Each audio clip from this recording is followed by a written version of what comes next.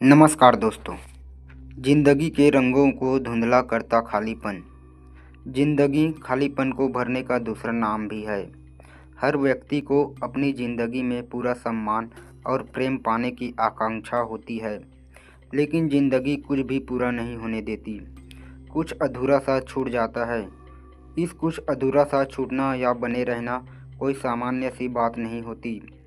वह मन के कोने में गांठ की तरह बन जाता है, जो धीरे धीरे मनुष्य को खालीपन की तरफ ले जाता है। हम ऐसी स्थिति में अपने भीतर बैठे खालीपन को भरते कैसे हैं, यह महत्वपूर्ण हो जाता है और इसी से आगे हमारा व्यक्तित्व भी तय होता है। अपने खालीपन को कोई मनुष्यता के दायरे में भरता है तो कोई एकाएक मनुष्य विरोधी हो जाता है।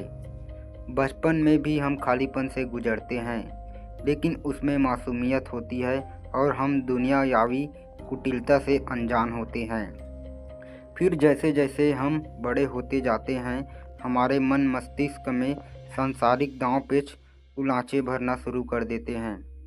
खालीपन को भरने की प्रक्रिया जटिल होती है। हम समय पर इसे संभाल नहीं पाते और कुछ अलग ही व्यक्ति बनते चले जाते हैं, और जिसमें सहजता, शालीनता और संवेदनशीलता जैसे गुण लुप्त होते जाते हैं। स्वार्थ और व्यग्र निजता हमें सभी के प्रति कठोर बना देती है, लेकिन वही हमारे भीतर की कोमलता, संवेदनशीलता, तरलता और हमें कला सौंदर्य की तरफ आकृष्ट भी करती है।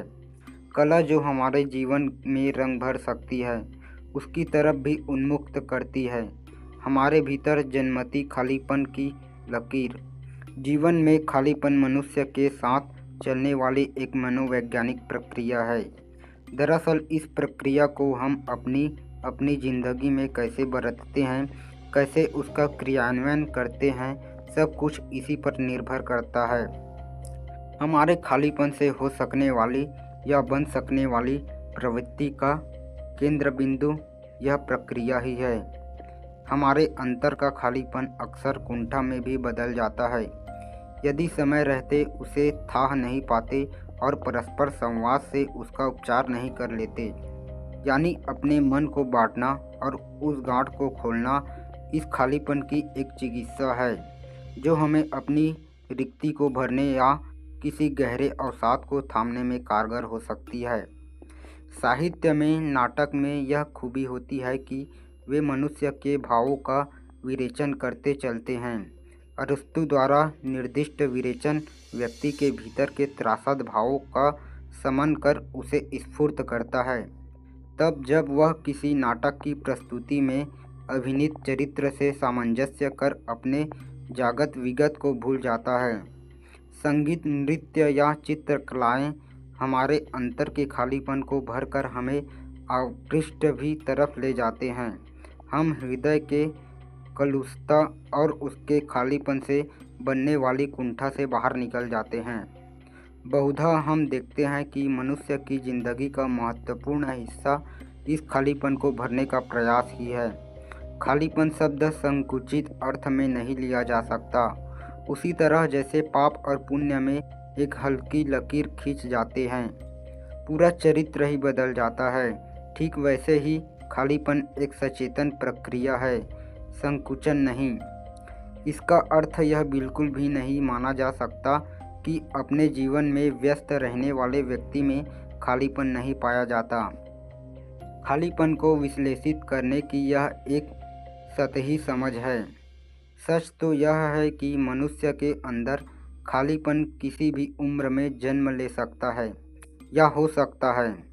उसका जीवन प्रेम पाने की छटपटाहट में बीत सकता है, तो कभी व्यावसायिक, साहित्यिक सफलता या सम्मान के लिए, और यह सब जब अलग अलग रूपों में हो तो उसमें भी संतुष्टि नहीं मिलती। जैसे जहाँ सिर्फ प्रतिष्ठा हो पर स्नेह नहीं, तो यहाँ मशीनीकरण की बू आती है। यह भी देखा जाता है कि हम प्रशंसा के इतने भूखे होते हैं कि दूसरों पर हमें अपनी सोच थोपने की बीमारी होती है।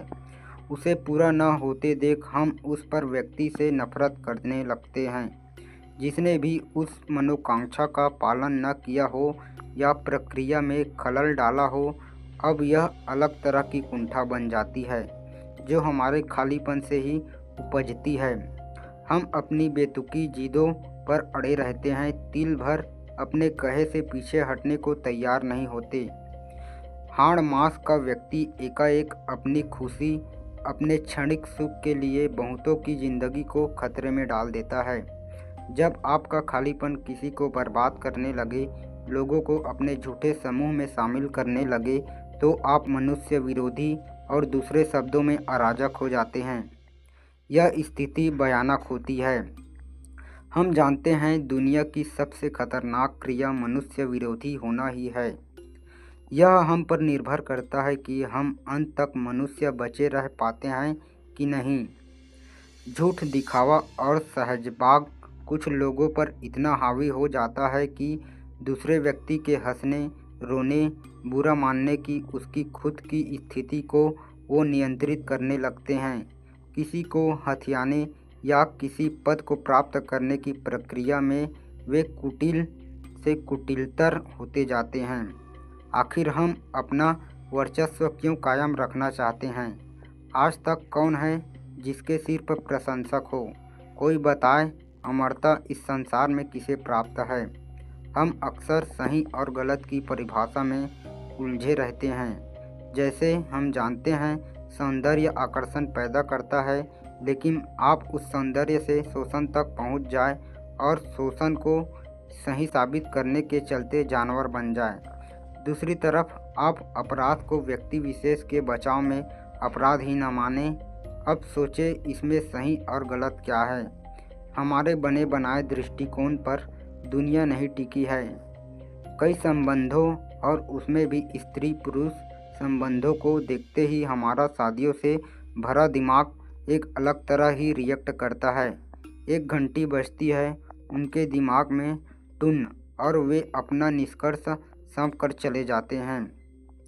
अपने खालीपन से आकांत दूसरों के जीवन को हतभाग करने पर तुले रहते हैं।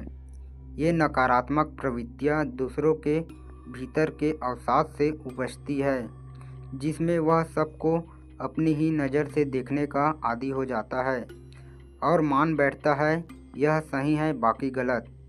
एक स्त्री का इस धरती पर जो देह माना गया है, उसके इतर कार्य करती स्त्री स्वीकार्य नहीं है, वो सामान्य ही नहीं। यह सोच हमारे समय की सबसे बड़ी व्याधि है। इसमें अप्रेम और अंतर के खालीपन से उपजे छिछलेपन की भारी भूमिका है। हम चाहत और प्राप्य के द्वंद्व में उलझे रहकर असल जीवन जीना भूल जाते हैं, जिसके कारण हमसे असहमत हुआ व्यक्ति हमें अपना शत्रु नज़र आने लगता है। जिंदगी खूबसूरत है, इसे प्रेम से जीना और अपनी रिक्ति को संसार के आसंग से भरना सीखना चाहिए हम सबको। इसलिए आवश्यक है कि अपने खालीपन को भरने के लिए थोड़ा अपना विस्तार करें और अपने से बाहरी दुनिया को भी देखें और समझें। इसका समाधान हम खुद हो सकते हैं यदि हम अपने आप को और मानवीय बनाएं, अपने एकांत को खुद से जोड़ें, अपना कमरा तैयार करें, अपना विचार सुंदर बनाएं, अपने स्थान को खुद चुनने का माद्दा रखें।